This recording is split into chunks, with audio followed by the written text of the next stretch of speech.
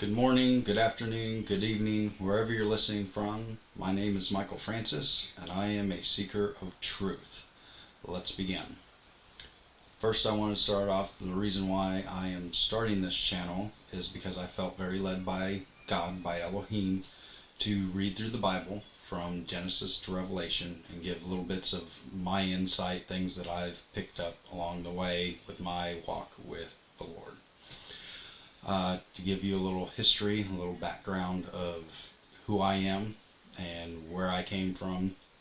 I grew up in a Christian home. My parents were Christians. I would call them nominal Christians with the walk that I have now.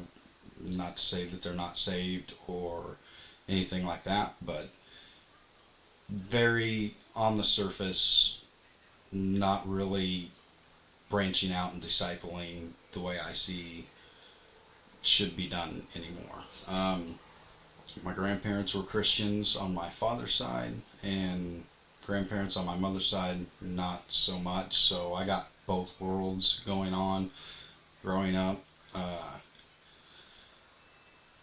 As a child, I was very troubled, very angry, had a lot of issues when I was a teenager, very rebellious. Pretty much didn't follow God until way later in life. Had a very catastrophic event happen long ago, about, I want to say about 6 years, 7 years ago, and started down a road to where I decided I wanted to disprove religion, God, everything. I just didn't want anything to do with it. So I went down a path, started studying different religions from Hinduism, Buddhism, Islam, some really weird ones from South America, kind of interesting just as a point. One of them worshiped corn and stuff like that. They had a weird belief. I delved into a lot of rabbit holes, just trying to figure out ways to disprove that any kind of God existed. I left Christianity for last because of the fact that that's where my parents came from and that's where my grandparents came from. That was their beliefs. So I saved that one for last. Ended up digging into the archaeology, a lot of the proofs that people look for, and as I went along, it almost felt like Elohim was talking to me. It felt very much like he was saying, okay, you really want to go down this road? Well, I'm going to take you down this road, and it's going to be a hard road. So I spent probably, I want to say, 3 years studying all these different religions, just proving them one at a time. Like, I started with the easiest ones, the ones like Greek mythology and Roman mythology, things of those sorts, the ones that I could just throw out the window pretty quickly. The harder ones would have been things like Islam, went even to Jehovah's Witnesses and Mormonism, and different sects of the Christian, I guess you could say, cults. So that's kind of the road that I went down, and so that's kind of the path that I took, and ended up proving Christianity to be the true religion, if you will, true God. Excuse me with my cup of coffee. Where to go from here? I know this is very raw, very real. It's not got any editing, anything like that. I'm doing this from my computer on just, what was given. So maybe later on, I might decide, to find someone who wants to do tech stuff for me, and I'll make videos that are better. So you'll notice that this room, there's a lot of dust flying around. You probably see it. This room is under construction. This is what I call my war room. This is where I fight my battles with the world, with Satan, with demons, this is my sacred place. This is where I go when I want to be with God and be alone. So I'm building it out. As I go along and build it more, if people are interested, I'll kind of give tours a little bit better. So you can kind of see in the background. I've totally stripped all the drywall out. These are old pallet planks, if you will, just boards that I've sanded, planed off, and put on the walls. They will eventually get polyurethane coating and all that. It's just a matter of getting the room itself all the way completed. I've got my notes here, so I'm kind of looking where I'm at. See, I'm not a theologian at all. I'm not educated. Didn't go to college to learn anything within religion or about God, the Bible, anything like that. So this is just me and what I found to kind of put in perspective the way I finally hit that point to where I was like, wow, God is real. Elohim is real.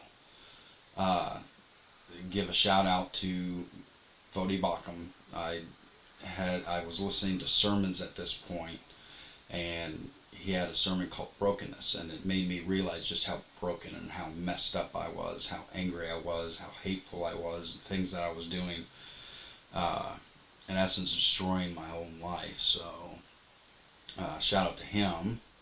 But not that I don't listen to tons of others, John MacArthur, Jeff Durbin, James White, just tons of different Reformed people. So that's where I get a lot of my information from. I do go down other roads and listen to other people that I don't necessarily agree with, but can still, call brothers or sisters in Christ. And I listen to just tons of stuff all the time, and that's kind of what put me down this road and made me start praying a lot about it. And I feel like this is kind of a way for me to reach out with what I know so that others can know as well the scriptures. And if you have any questions, anything like that, maybe this will help you. Let's see. Okay, really, so far the last thing is that I want to cover tonight, before I start actually reading through the Bible. That'll be on other videos. That's when I'll start. Comments, I have no problems with. If you're